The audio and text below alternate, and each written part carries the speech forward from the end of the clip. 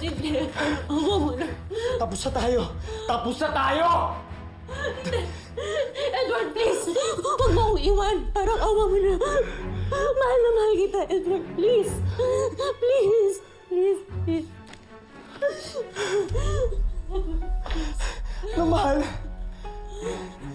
Hindi ka nagmamakaawa dahil mahal mo ko.